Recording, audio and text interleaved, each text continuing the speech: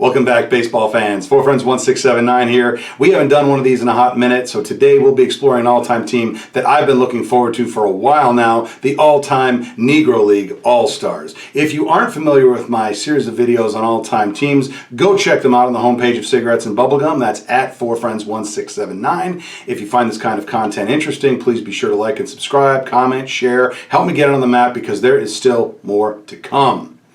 Now, I cannot possibly cover the entire history of the Negro Leagues in a brief video introduction. Many others have done a phenomenal job of this already, and I encourage you to go and check them out. Instead, I'm going to limit myself to a delineation of the leagues we're using here so that you understand the teams and eras the players are being drawn from. It is important to note that we are not considering any contributions made by a player to the American or National Leagues following the racial integration of the sport in 1947. The leagues under consideration here are as follows. The first Negro National League, active from 1920 to 1932. The Eastern Colored League, active from 1923 to 1928. The American Negro League of 1929, the East-West League of 1932, the Negro Southern League of 1932, the second Negro National League active from 1933 to 1948, and the Negro American League active from 1937 to 1948. Now, without further ado, let's get into the 40-man roster of the all-time Negro League All-Stars. Introducing the manager. From the Dayton Marcos, Cleveland Tate Stars, Toledo Tigers, Cleveland Elites, Detroit Stars, St. Louis Stars, Memphis Red Sox, Indianapolis ABCs, Detroit Stars, Washington Elite Giants, Birmingham Black Barons, Homestead Grays, and Chicago American Giants.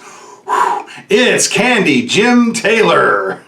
Taylor was the winningest manager in Negro League history with 955 wins against 991 losses over 27 years, piloting 12 different franchises. He steered the Homestead Grays to a pair of world championships in 1943 and 1944 and helped the St. Louis Stars take home the pennant in 1923. His representative season is 1943 when the Grays went 78-23, defeating the Birmingham Black Barons in the World Series.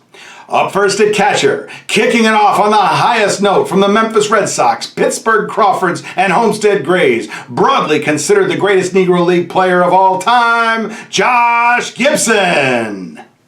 Gibson was a 9-time All-Star, 11-time home run champion, 3-time batting champion, and 2-time Triple Crown winner. He led the league in triples in 1933, hits and doubles twice, walks 3 times, runs 5 times, total bases 6 times, RBI and on-base percentage 7 times, ops and ops plus 8 times, and slugging percentage 9 times. Gibson holds the single-season records for on-base percentage, slugging, ops and ops plus, hit a record .373 with a record .214 OPS plus over 14 seasons, also holding the career records for on-base percentage, slugging, and ops, and was inducted to the Hall of Fame in 1972. In his representative season, he hit .466 with a league-leading 20 home runs, 109 RBI, 93 runs scored, 116 hits, 22 doubles, 52 walks, 216 total bases, 560 on-base percentage, 867 slugging, 1427 ops, and 281 OPS plus. That's a hard act to follow right out of the gate, but from the Indianapolis ABCs, Hilldale Club, Baltimore Black Sox, Pittsburgh Crawfords, Philadelphia Stars, Washington and Baltimore Elite Giants, New York Cubans, and Newark Eagles, he's backed up by Biz Mackey. Mackey was a 5-time All-Star and won the batting title in 1923. He also led on-base percentage, slugging, ops and ops plus that year, runs twice, and doubles in total bases in 1926. Mackey hit .328 with a 131 OPS plus over 22 seasons and was inducted to the Hall of Fame in 2006. In his representative season, he hit .369 with 8 home runs, 83 RBI, and a 174 OPS plus. And rounding out the catchers from the Chicago Giants, Kansas City Monarchs, Homestead Grays, New York Cubans, and Chicago American Giants, tied with Biz Mackey for the longest tenured player in Negro League history, Frank Duncan. Duncan was named to the All-Star team in 1938. Behind the plate, he led the league in putouts 6 times, assists 7 times, and double plays and fielding percentage twice each. He hit .258 with an 84 OPS plus over 22 years, and in his representative season hit .360 with 1 home run, 25 RBI, and a 148 OPS plus. At the top spot at first base, from the Birmingham Black Barons, St. Louis Stars, Chicago American Giants, Detroit Wolves, Washington Pilots, Newark Eagles, and New York Black Yankees, Mule Suttles. Suttles was a 5-time All-Star, 2-time batting champion, and won the Triple Crown in 1926 with a record 32 dingers and a record 130 RBI. He also achieved the quadruple double that year with a single-season record 19 triples, delivered a pair of 100 RBI seasons, and led the league in hits in 1926, doubles, triples, and on-base percentage twice each, and RBI, slugging, ops, and ops plus 3 times. Across 21 seasons, Suttles hit .339 with a 172 OPS plus, and was inducted to the Hall of Fame in 2006.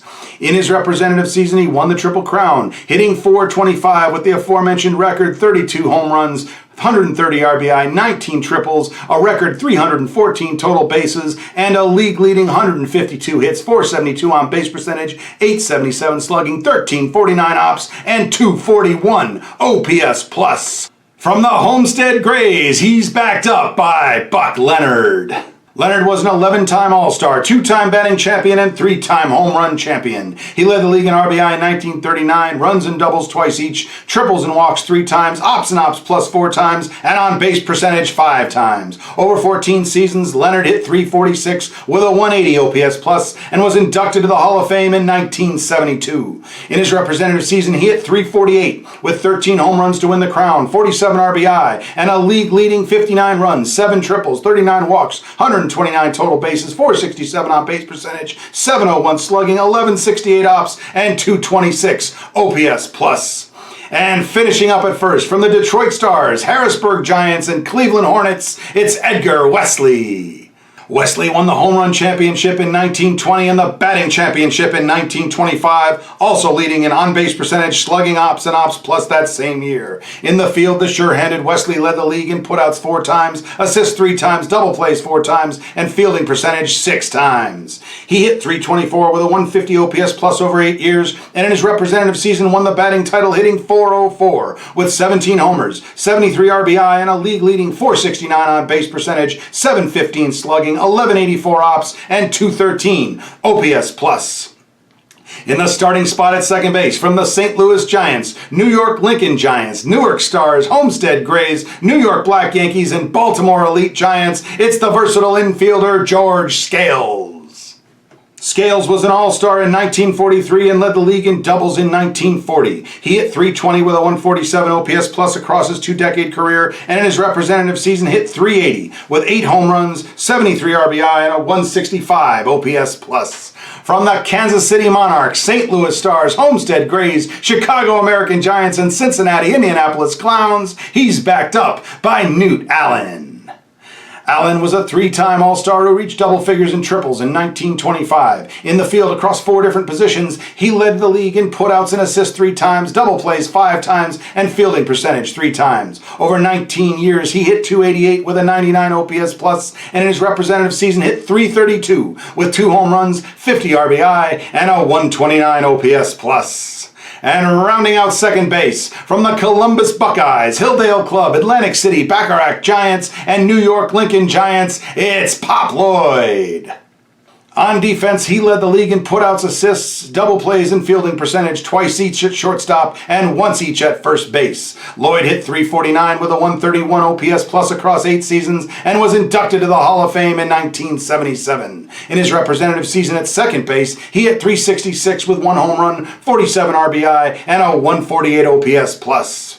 Starting things off at the hot corner, from the Baltimore Black Sox, New York Lincoln Giants, Homestead Grays, Pittsburgh Crawfords, Philadelphia Stars, and New York Cubans, it's Boojum Judd Wilson.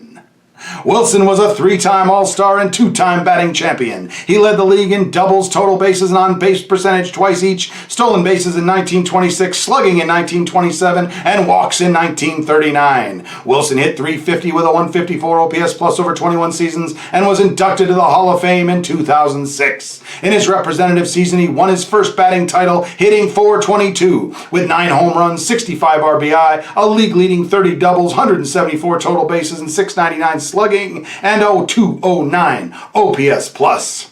From the Chicago Giants, Chicago American Giants, Baltimore Black Sox, Harrisburg Giants, New York Lincoln Giants, Newark Browns, Newark Dodgers, and Homestead Grays, he's backed up by John Beckwith.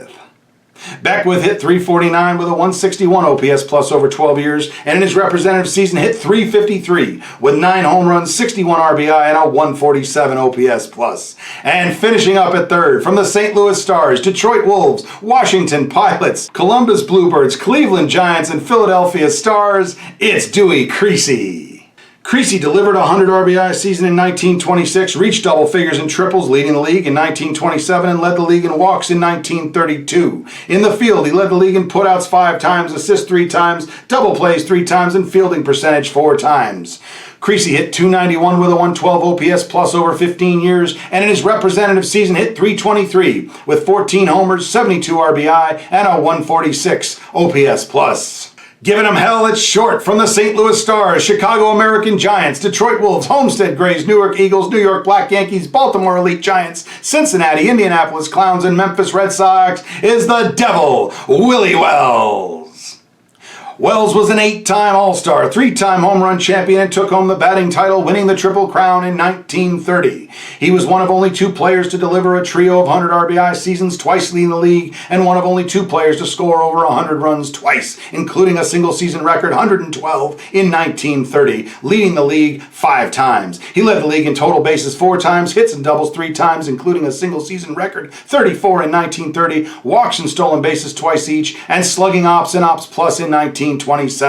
Wells hit .330 with a 152 OPS plus over 21 seasons and was inducted to the Hall of Fame in 1997. In his representative season, he hit .363 with 29 home runs to win the crown, 108 RBI, and a league-leading 90 runs scored, 56 walks, 249 total bases, 690 slugging, 1140 ops, and 204 OPS plus. That's a hard act to follow, but from the Kansas City Monarchs, he's backed up by Dobie Moore.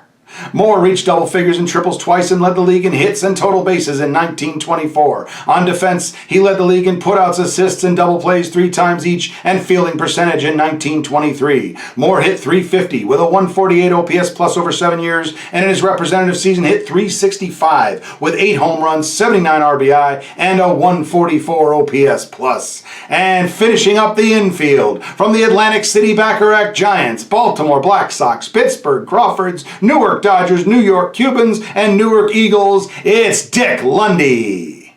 Lundy was a 2-time All-Star and won the batting championship in 1932. He led in on-base percentage that same year in RBI in 1927. In the field, he led in putouts, assists, and double plays 4 times and fielding percentage twice. Over 12 years, Lundy hit .331 with a 129 OPS plus, and in his representative season hit .334 with 9 home runs, a league-leading 76 RBI, and a 138 OPS plus. Moving into the outfield, from the Kansas City Monarchs, Detroit Stars, and Cincinnati Tigers, it's Hurley McNair. McNair reached double figures in triples 3 times, achieving the quadruple double in 1921. He led the league in walks twice and on base percentage in 1922. Patrolling the outfield, he led the league in putouts and fielding percentage twice, assists in 1920, and double plays in 1922. Over 10 years, McNair hit .323 with a 135 OPS plus, and in his representative season hit .374 with 8 home runs, 69 RBI, a league-leading 50 walks, and 466 on base percentage, and a 176 OPS plus. From the Kansas City Monarchs, he's backed up by ese hombre, home run Willard Brown. Brown was a 4-time All-Star, 6-time home run champion, and won the batting title in 1947. He reached double figures in triples, achieving the quadruple double in 1937. He led the league in on-base percentage that year, stolen bases in 1941, runs 3 times, triples, ops, and ops plus 4 times, doubles and slugging 6 times, and hits, RBI, and total bases 8 times. In the field, the rangy outfielder led the league in putouts 4 times, assists and double plays 3 times, and fielding percentage twice. Brown hit .351 with a 178 OPS plus across 11 seasons and was inducted to the Hall of Fame in 2006. In his representative season, he hit .379 with a league-leading 10 home runs, 60 RBI, 81 hits, 10 triples, 142 total bases, 432 on base percentage, 1095 ops, and 199 OPS plus. In the top spot in center field, from the Detroit Stars, Chicago American Giants, Philadelphia Stars, and Kansas City Monarchs, it's Turkey Stearns. Stearns was a 5-time All-Star, 7-time home run champion, and 2-time batting champion. He was one of only 2 players to deliver a trio of 100 RBI seasons, twice leading the league. He'd reached double figures and triples 4 times, leading the league 6 times, and achieving a pair of quadruple doubles. He led the league in hits in 1925, runs in 1939, total bases, slugging, ops, and ops plus twice each, and on base percentage 3 times. In the field, the fleet-footed Stearns led the league in putouts 4 times, assists 3 times, double plays 4 times, and fielding percentage in 1934. Stearns hit .348 with a 177 OPS plus over 18 seasons, holds the all-time Negro League records for triples, home runs, RBI, and total bases, and was inducted to the Hall of Fame in 2000. In his representative season, he hit .383 with 21 homers, 103 RBI, a league-leading 33 doubles, and a 199 OPS plus. Another hard act to follow, but from the Indianapolis ABCs, St. Louis Giants, Harrisburg Giants, Hilldale Club, Homestead Grays, Pittsburgh Crawfords, Toledo Indianapolis Crawfords, and Philadelphia Stars, he's backed up by arguably the only other contender for the mantle of greatest Negro League player of all time, Oscar Charleston. Charleston was a 3-time All-Star, 3-time batting champion, 3-time Triple Crown winner, and 5-time home run champion. He drove in over 100 runs in 1922, leading the league 4 times, and was one of only 2 players to score over 100 runs twice, leading the league 6 times. He stole over 30 bases in 1921, leading the league twice, reached double figures in triples 3 times, thrice leading the league, and twice achieving a pair of quadruple doubles. He led the league in doubles twice, hits, walks, and slugging 3 times, and total bases, on base percentage, ops and ops plus 4 times. Charleston hit .365 with a 185 OPS plus over 17 seasons, and was inducted to the Hall of Fame in 1976. In his representative season, he hit .374 with a league-leading 19 homers, 102 RBI, 105 runs scored, 150 hits, 18 triples, and 268 total bases, and a 195 OPS plus. Racing up behind him, fast enough to turn off the light and be in bed before the room was dark, from the St. Louis Stars, Chicago American Giants, Detroit Wolves, Homestead Grays, and Pittsburgh Crawfords, James "Cool Papa" Bell. Bell was a 7-time All-Star. He stole over 30 bases, a record 3 times, including a season record 49 in 1929, leading the league 8 times. He scored over 100 runs in 1926, leading the league 5 times, led the league in doubles in 1925, hits in 1934, and walks 4 times. In the field, the speedster led the league in putouts 6 times, assists 4 times, double plays 3 times, and fielding percentage 4 times. Bell hit .325 with a 126 OPS plus over 21 seasons, is the all-time Negro League leader in runs, hits, doubles, walks, and stolen bases, and was inducted to the Hall of Fame in 1974. In his representative season, Bell hit .347 with 10 home runs, 58 RBI, and a league-leading 94 runs scored, 33 doubles, and 30 stolen bases, and a 150 OPS plus. Up next, from the Chicago American Giants, Kansas City Monarchs, Detroit Stars, and Louisville Blackcaps, it's Cristobal Torriente.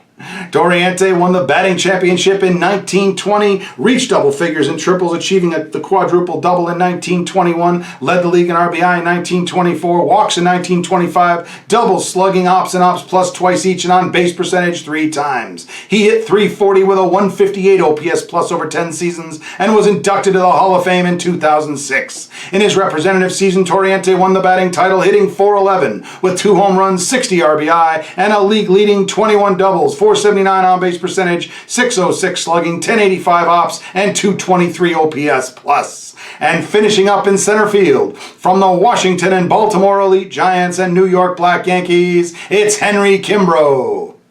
Kimbrough was a 5-time All-Star and took home the batting title in 1947. He led the league in runs 4 times, walks and on-base percentage twice each, stolen bases in 1941, triples in 1945, and hits, doubles, RBI, total bases, on-base percentage, slugging, ops, and ops plus in 1947. Out on the field, the soft-handed, strong-armed Kimbrough led the league in putouts, assists, and double plays 4 times each, and fielding percentage in 1941. Over 12 years, Kimbrough hit .300 with a 127 OPS plus, and in his representative season hit .385 to win the crown, with 8 home runs and a league-leading 52 RBI, 70 runs scored, 95 hits, 24 doubles, 153 total bases, 477 on-base percentage, 619 slugging, 1067 ops, and 188 OPS plus.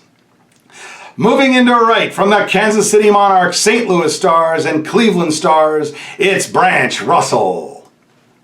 Russell led the league in walks twice, including a single-season record 63 in 1929, and reached double figures in triples 4 times. He hit .309 with a 128 OPS plus over 11 years, and in his representative season hit .320 with 11 home runs, 57 RBI, and a 135 OPS plus. And last but certainly not least among position players, from the St. Louis Giants, Kansas City Monarchs, Baltimore Black Sox, Harrisburg Giants, Cleveland Tigers, Memphis Red Sox, Louisville White Sox, and Newark Browns, it's Heavy Johnson.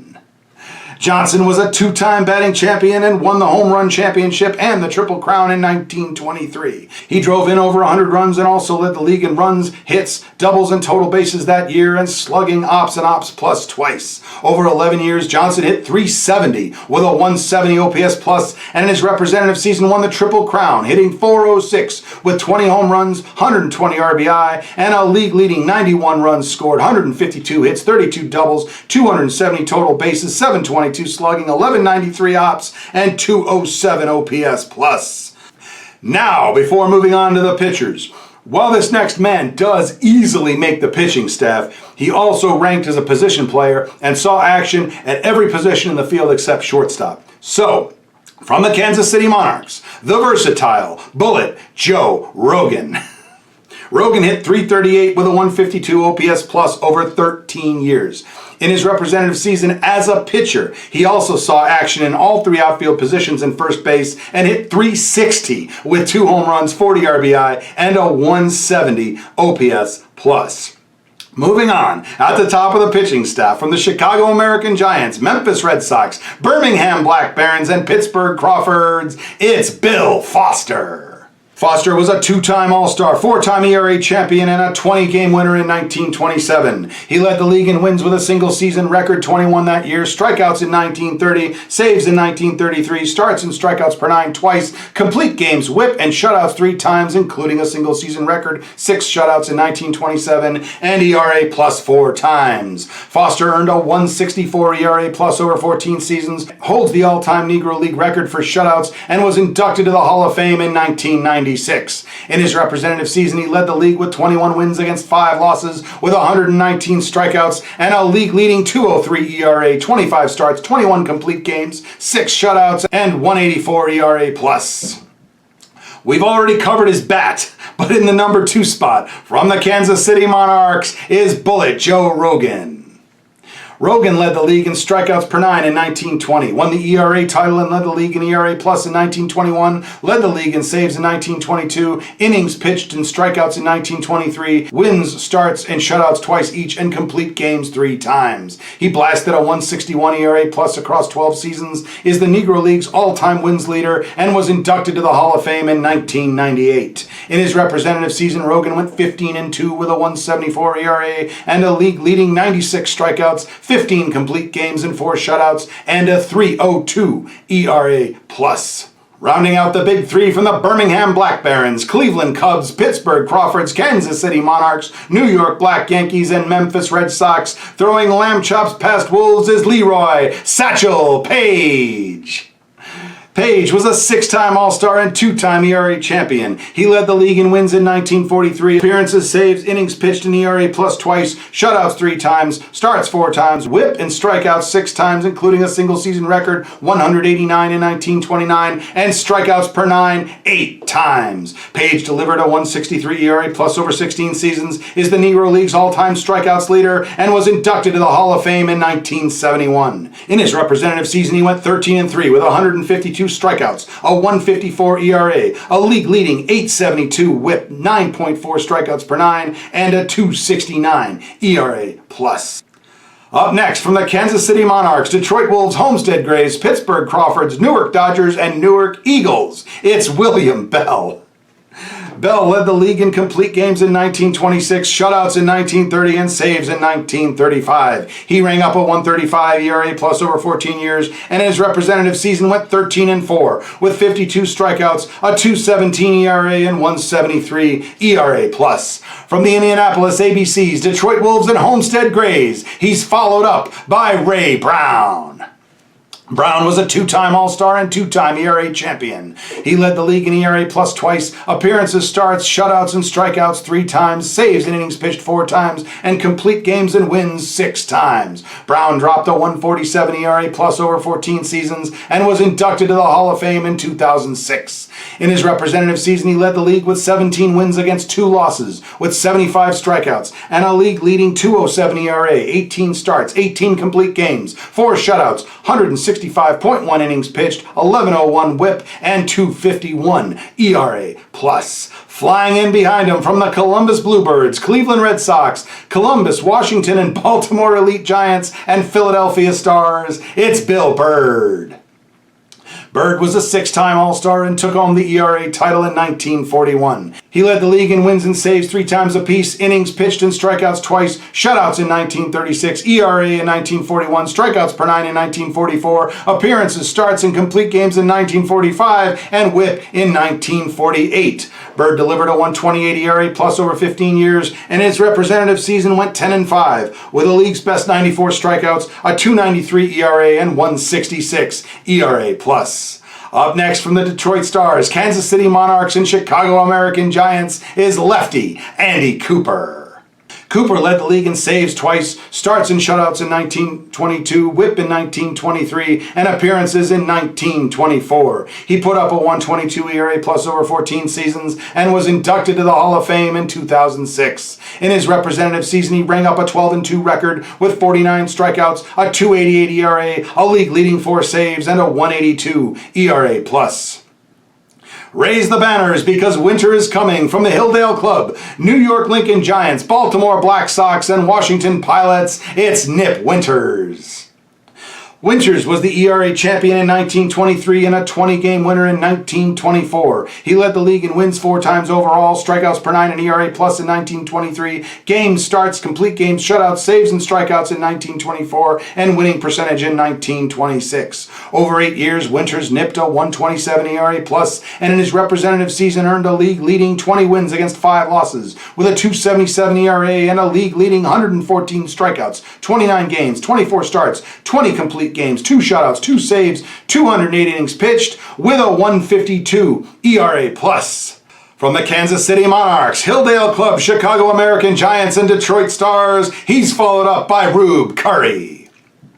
Curry led the league in starts in 1922, winning percentage in 1925, and earned a 1.21 ERA plus over 9 years. In his representative season, he went 15-9 with 119 strikeouts, a 3.24 ERA, and 1.35 ERA plus. Up next from the Atlantic City Bacharach Giants, St. Louis Stars, and Detroit Stars, it's Rats Henderson. Rats led the league in innings pitched 3 times, games, starts, complete games, and strikeouts twice each, wins in 1923 and shutouts in 1928. He worked a 1.27 ERA plus over 8 years, and in his representative season went 12-7 with 100 strikeouts, a 2.58 ERA over a league-leading 178 innings pitched, en route to a 1.68 ERA plus. From the St. Louis Stars, Detroit Wolves, Homestead Grays, Washington Pilots, and Chicago American Giants, he's followed up by Ted Trent. Trent was a 3-time All-Star. He led the league in shutouts in 1927, starts and wins in 1928, saves twice and shutouts 3 times. He rang up a 1.26 ERA plus over 11 years, and in his representative season, he earned the league's best 19 wins against 3 losses with 105 strikeouts, a 2.21 ERA, and 1.83 ERA plus. Up next, from the Chicago American Giants and New York Lincoln Giants, it's Dave Brown. Brown was a 2-time ERA champion. He led the league in wins, shutouts, and strikeouts per 9 in 1921, winning percentage in ERA plus twice, and WHIP 3 times. He spun a 1.69 ERA plus over 6 years, and in his representative season won a league's best 17 games against 2 losses, with 126 strikeouts, a 2.50 ERA, and 1.54 ERA plus.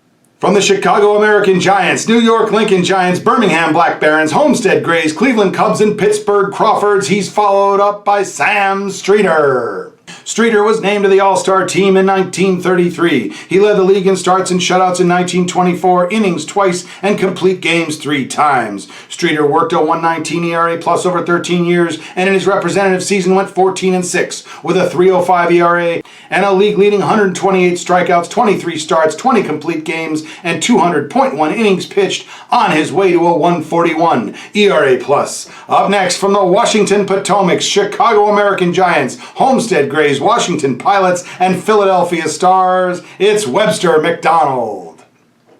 McDonald led the league in starts and complete games twice each, strikeouts per 9 in 1926, whip in 1927, and wins in innings in 1935. Over 13 years, Webster posted a 1.19 ERA plus, and in his representative season went 9-5, with 58 strikeouts, a 2.72 ERA, a league-leading 10.42 whip, and a 1.37 ERA plus. From the Monroe Monarchs, Chicago American Giants, and Kansas City Monarchs, he's followed up by Hilton Smith.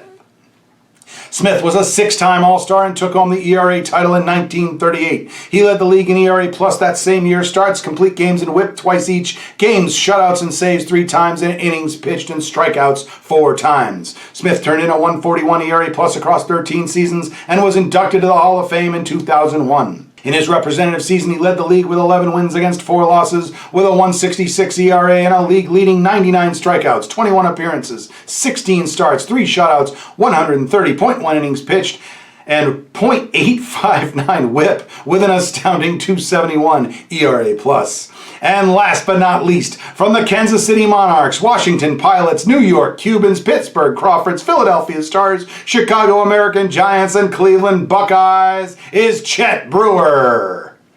Brewer took home the ERA title in 1929 and was named to the All-Star team in 1947. He led the league in ERA plus in 1929 and winning percentage, complete games, shutouts, and whip twice apiece.